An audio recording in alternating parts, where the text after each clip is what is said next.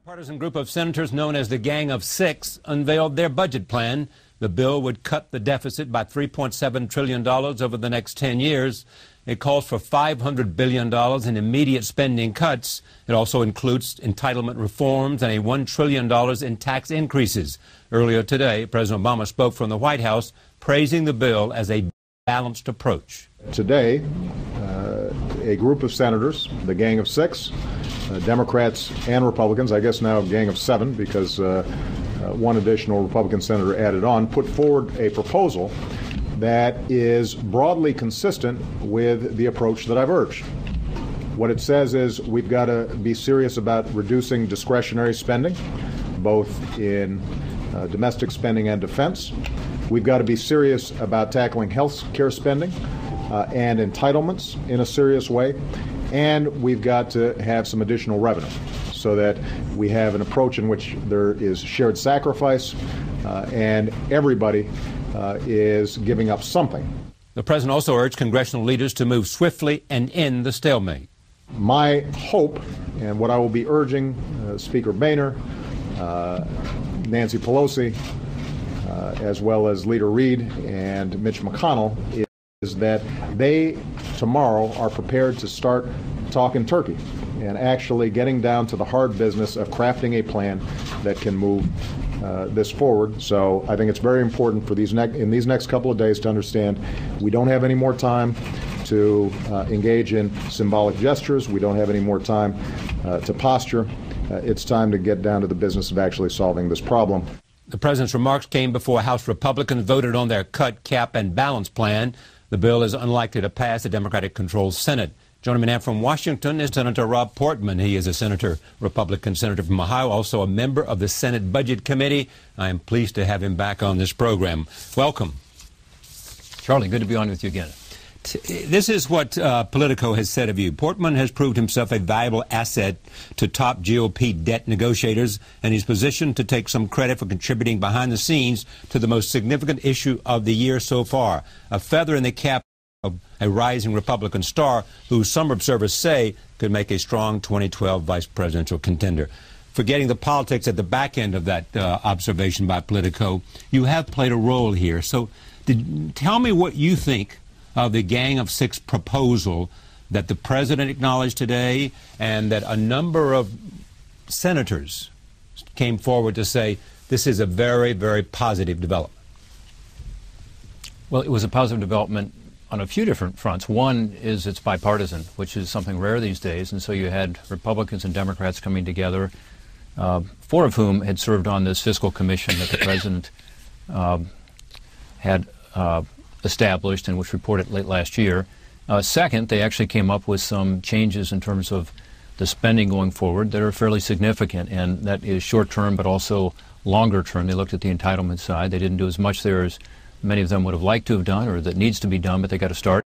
And third, they showed that even in the short term, there are things that can be done and should be done, so it could help with regard to this debt limit discussion. So I think it was timely. I'm glad they came forward with their proposal, and it was very well received by about 50 or 60 of us who stopped by this morning for a briefing. So is it going to be, the first step towards a bipartisan agreement? Well, I don't think that any of them would say that this was designed to deal with the debt ceiling issue. This was, again, a product really of the Fiscal Commission. Four of the six of them have been on the Fiscal Commission, and it's not intended to solve that problem, but I think it can help with regard to that problem because it lays out, again, through a bipartisan effort, ways to reduce spending, both short-term and longer-term. I do think that in terms of the debt limit discussion, there would need to be even more upfront, following the formula that Speaker Boehner has laid out, basically saying that over 10 years there need to be adequate cuts and equal cuts to the amount of the increase in the debt limit. Their initial reductions in spending are about $500 billion, which used to be a lot of money here in this town. But if you look at how far that would extend the debt limit, it would be probably less than year end. So there needs to be more done short term. This cannot be, in my view, a substitute for what has to be done to extend the debt limit. Okay, but it's more likely now, this is the question I'm trying to get answered, it is more likely that we're seeing with this gang of six recommendations so met with such approval, more likely the direction that the conversation is now rather than McConnell-Reed. Well, I think it is, and that's probably positive because it's some real spending reductions up front and then a longer-term commitment, specifically telling the committees of Congress you have to report within a specified period of time, 6 months, on things like tax reform, which is an important part of this because part of this is getting the economy moving again, but also on the specific spending reductions. So I think it's a positive sign. My only point, Charlie, is I'm not sure it's enough for the short term here because I do think that the markets are watching very carefully. If you read what Standard & Poor's and Fitch and Moody's and the so-called credit agencies are telling us, it's not just that we need to avoid a default, which we certainly do, and we need to extend the debt limit, but we need to do something about the underlying problem. So I think Congress needs to get its act together here in the next few days and provide even more short-term spending restraint in order to extend the debt limit until next year, which would be consistent with not just the Gang of Six plan today, because it has, again, 6 months for the committees to do their work, but also with this idea that Senator McConnell and Senator Reid have of setting up some sort of a select committee over 6 months to look at these longer-term problems. Does it go far enough in terms of the kinds of issues that Republicans have focused on, entitlements? No, it doesn't, and again, I think the Republicans in the group would acknowledge that, but it's a start, and that's important because, as you know, prior to this time there had been a hesitancy to even touch the programs, and yet there's an acknowledgement, I think, broadly that they are unsustainable in their current form. As important as these programs are, they are simply not sustainable, and so it's a start down that path. It's also an acknowledgement that on the revenue side there needs to be tax reform in order to begin the process of growing the economy. It's not just about finding more revenue, it's about finding more revenue through economic growth, which again I think is widely acknowledged now. We need to do a number of things to get the economy moving in order to deal with this deep fiscal hole that we find ourselves in. Do you accept the President's argument that we need to look at deductions, corporate deductions in a variety of places in order to have some kind of contribution on the revenue side? Well, I agree with the President that there are too many credits and deductions and exclusions in the code. The ones that he has pulled out would be examples of ones that could be eliminated, along with lowering the corporate rate, which, as you know, Charlie, is the highest in the developed world. So among our competitors, our trading partners, right now America has a relatively high rate, meaning that jobs are going overseas because companies are choosing to go to lower tax rates countries. They're also parking a lot of their cash overseas rather than bringing it back because of our high corporate rate. So this is part of the tax reform that the Commission recommended. This was the President's Fiscal Commission that the Gang of Six has now recommended, and it would be consistent with what the President is talking about so long as the rate is also reduced, commensurate with the reductions of these preferences. That will help a lot in terms of getting the economy moving. There are a lot of different analyses out there, but I think even the most conservative analysts would acknowledge that this is going to result in more economic activity in this country and therefore more jobs and more revenue. Doesn't the President, hasn't he signaled that he's prepared to accept a reduction in the corporate income tax in as long as there are deductions and the closing of some of the loopholes? He has in the past, and as you may know, the Treasury Department did a lot of work on this. They never came out with a proposal. It was not included in his budget. I'm a little confused as to why, because again, I think it's a classic example where Republicans and Democrats could come together. The Gang of Six, for instance, calls for the corporate reforms and the lowering of the rate to be revenue neutral. But again, it will be helpful in terms of growing the economy, therefore will help in terms of the unemployment issue and will also help in terms of revenue. These reforms are just so sensible to make the code more efficient and to attract more jobs and more investment to the United States. What do you say to your colleagues on your side of the aisle that they don't believe that the consequences of failing to raise the debt ceiling by August 2nd will have the dramatic impact that the President and Ben Bernanke and others say? Well, it's something we need to avoid for a few reasons. One is in terms of the financial markets and our economy, I believe that we will see negative impacts. In fact, I think we'll see it even in the next few weeks if we don't take action prior to August 2nd.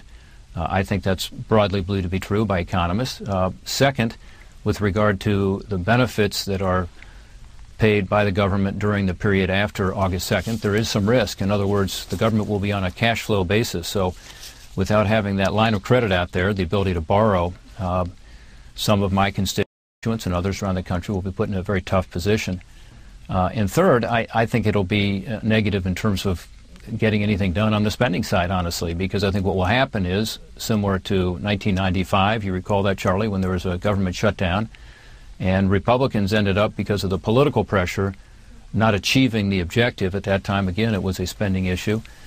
We need to reduce the spending, because if we don't, again, it is something that the credit agencies and investors around the world are looking at. We have to get our fiscal house in order.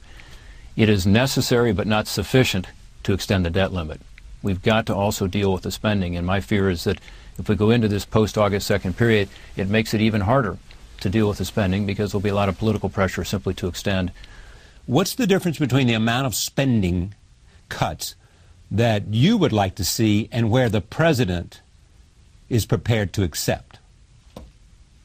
Well, I'm not negotiations today, and I hesitate to talk about even what I've heard from some of the negotiators, but as a general matter, there are three areas where you can see a disagreement on the spending side. One is what the spending ought to be for next year and going forward on the so-called discretionary spending, the stuff that Congress appropriates every year.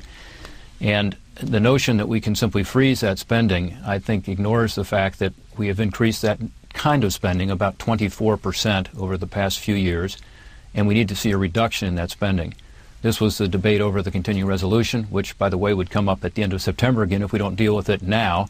So that's one area where I think we need to see an actual reduction of spending, not just a freeze in the spending that Congress appropriates every year. Second is in the area of entitlements. There, again, the President has been hesitant to accept any entitlement changes short of tax increases, which many of us fear would hurt the economy at this time. So by increasing the burden of taxation on the economy, we fear we're going to worsen an already weak economy, and so the President isn't willing to touch it. It has to be touched, and again, the Gang of Six does so, I think, in a politically courageous way, but also in a necessary way, to say we need to begin to deal with the unsustainable growth on Medicare, Medicaid, Social Security. Okay, but the President has said he praised the balanced approach of the Gang of Six recommendation today. Yeah, I think his response was encouraging in that regard, but we still haven't seen a proposal. One of the things, Charlie, I think you and I have talked about before is you need to see specifics from the executive. You need to see presidential leadership. The budget that the President sent forward, which is his 10-year vision, was voted on the floor of the Senate. As you know, it was voted down 97-0 because it not only didn't deal with the spending problems, it actually made it worse. The President also has not submitted a single specific proposal on dealing with the entitlement challenge we face. So I'm encouraged by his words today, as I often am, but we need to see some action and some leadership and some willingness on the part of the President to help in terms of taking the lead. Now, again, we have a fundamental disagreement, many of us, with the President over the revenue side, but that shouldn't preclude us from moving ahead with tax reform, getting rid of these deductions he's talking about, lowering the rate, and dealing with the spending problem. And we can do so now, again, for the relative short term, dealing with this over the next year to move the debt limit forward, and in the meantime come up with more fundamental changes on a bipartisan basis, as this Gang of Six has recommended. It seems to me that's the logical solution to our current problem we find ourselves in. We do not want to extend beyond this debt limit period. We do not want to default, but we do need to have these spending reductions in place. Otherwise, we really haven't solved the problem, and we will continue to have a real threat of a financial crisis. What do you think Eric Cantor would think of the Gang of Six recommendation? Well, I don't know. I mean, one of the issues the Gang of Six is dealing with is the fact that it's been a Senate-centric process, and the House has not been involved. And so there is, I think, an opportunity for all of us to come together even in the next few days, take a hard look at it and see what can be worked into the debt limit discussion, but there needs to be a longer education process with House members who frankly haven't had the benefit of this. I've attended a few of the briefings, as have many of my colleagues on the Senate side, but the House members have not had that opportunity. Tell me what your optimism tells you and what your pessimism tells you at this moment. Well, you have to be optimistic because the alternative is unthinkable, which is that we would in fact fall into this post-debt limit period. We would ultimately default on some of our obligations, and there would be, again, a financial market response and an economic response that would hurt all Americans. And for instance, if interest rates were to go up, as some would predict, by a point or two, this would affect everybody who's got a car loan or a student loan or a mortgage, and it's obviously going to hurt small businesses who are out there trying to create jobs, and they need to get credit. So you have to be optimistic that we're going to avoid that. And then you also have to be optimistic that common sense will prevail, that people realize that it's not just about extending it, it's also about dealing with the underlying problem. And if that doesn't happen, in fact, you have some of the same problems because, again, there's such a huge imbalance now between revenues and expenditures. I talked about the domestic discretionary spending increasing by 24% over the past 2.5 years. Obviously, that's not sustainable. The fact is that we have to get the spending down. Historic levels are about 20 or 20.5% of our economy. Right now, we're at about 25% of our economy. And so I'm optimistic because I feel like we have to address this issue. The pessimism comes from the fact that when you look at the numbers long term, and Charlie, I'm going to do something I did with you last time I was on the show, and probably didn't invite me back for a while because I had too many charts. But here's a chart. Yes. And this is the pessimism. Right. And it shows very clearly where we're headed. This is the Congressional Budget Office, their projection of what the debt will do if we do not deal with these issues. And it's obviously unthinkable that we would have these levels of debt because our economy would be destroyed through this kind of huge burden of debt. You look at what's happening in Greece today, and it would pale in comparison to this. And of course, we can't let that happen. But my pessimism has to be that the problem is bigger probably than anyone in the political world is really acknowledging. These liabilities are huge, they're growing. And if we don't deal with them, again, we're going not just to take away the opportunity for our kids and grandkids to have the opportunities we've become accustomed to, but also the global economy will be also hurt very, very badly. America continues to be the biggest economy in the world. We should be driving this global economy and be that beacon of hope and opportunity. So that's the pessimistic side, is that the problem is truly big. We have begun to have in this country, in Washington and around, a much more serious look at where we are in terms of our economic health, and that's recognition is the beginning of some kind of recovery. I think you're right, Charlie. We're on that slow process. I guess you start by acknowledging the problem, right? And hopefully we're getting out of denial and acknowledging it. I wonder sometimes, but that's the first step. But then we have to do something about it. And we're under the gun right now. To be honest, if we don't get our act together and both extend but also deal with the spending problem, I fear there will be a consequence that will be quite negative. Let me give you one example of what I think could happen if we don't deal with this problem. Let's say interest rates do go up a point or two. Every point in interest rate is another $130 billion in deficit spending per year, so $1.3 trillion over 10 years. If interest rates go up a couple of points, 2 points, closer to the historic averages, that's another $260 billion a year, but $2.6 trillion over 10, which of course erases all of the gains from the so-called $2.4 trillion plan that's being talked about. So that's how serious this is. We have to deal with the underlying problem. We have to be sure we're growing the economy. We have to be sure that we're not just focusing with our green eye shades on the spending issues, but also on how to grow the economy to get more growth, more economic activity, and more revenue in a way that helps Americans in their daily lives. So those are our challenges. Yeah. The president of the World Bank, Robert Zoellick, had a sharp criticism of U.S. trade policy. Did you agree with it? Did it resonate with you? Well, I like criticism, but I did meet with Bob Zoellick last week. We're friends, and as you know, I succeeded him as trade representative. That's why I'm asking the question. If it's along the lines of what he said to me, his criticism is we're not engaged. Right. The United States is taking a back seat, and it is unfortunate because there are over 100 trade opening agreements being negotiated around the world today, and the United States is not a party to any of them. There's one regional negotiation we're part of, but frankly, it's not going to be the kind of success that we have to open markets for our workers, our farmers, our service providers. And we're taking a pass, and we're losing market share every day. 95% of the world's consumers are outside of our borders.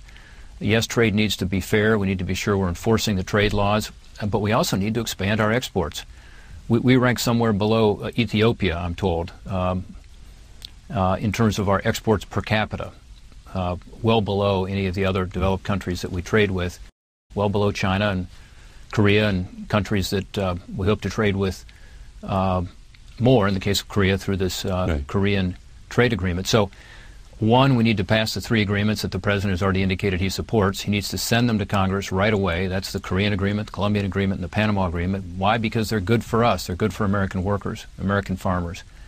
And second, we need to re-engage on the world stage to be sure America has a place at the table, that as new market share is being opened up, we have the opportunity to allow our workers to take advantage of that. So I am concerned about the direction of trade policy, and I'm hoping that we can address that in the context.